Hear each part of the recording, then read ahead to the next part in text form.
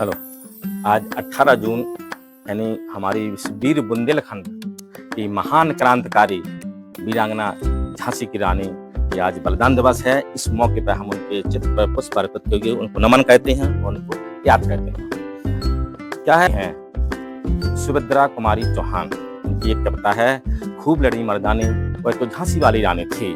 हमें इस कविता के माध्यम से एक कविता ये समझो उनकी वीर गाथा को क्या करती है। अब हम इस नारे को याद करेंगे। हमारी झांसी की रानी ने एक नारा दिया था, मैं अपनी झांसी नहीं दूंगी। ये किस समय का नारा है, आइए हम उस समय की चर्चा करते हैं। जब रानी के पति गंगाधर राव का आकस्मिक निधन हो गया था, तो इस स्थिति में अपने पति और अपने पुत्र के खो जाने के बाद रानी ने साहस से काम लिया और उन्होंने इस निर्णय लिया कि हमारे सब कुछ खो जाने के बाद हमारे राज्य का उत्तराधिकारी कौन होगा।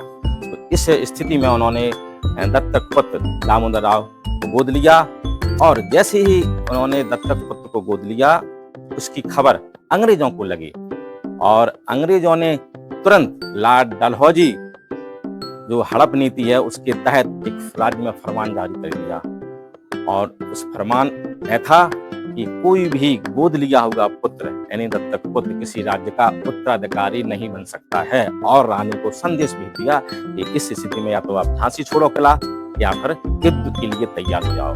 रानी ने क्रोधित होकर कहा, अरे अंग्रेज गोरे, तू किस भ्रम में है और तू मुझे जानता नहीं। मैं झांसी की रानी हूँ और मैं युद्ध करने के लिए तैयार हूँ। किसी भी कीमत पर मैं अपनी झांसी नहीं दूंगी और न ये झांसी तुम्हारे हवाले करूंगी और मरते दम तक इन झांसी वालों के लिए लड़ती रहूंगी। और इसके बाद उन्होंने दत्तक पुत्र दामोदर राव को अपनी पीठ पर बांधकर कालीपी के रास्ते ग्वालियर पहुंची।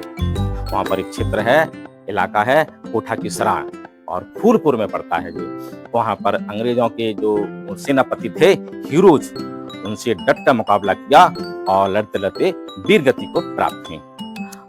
आज हमारा पूरा देश इस बलिदान दिवस पर उनके इस योगदान को कभी नहीं भूलेगा और जन्म जन्म तक पूरा हिंदुस्तान उनको याद करता रहेगा।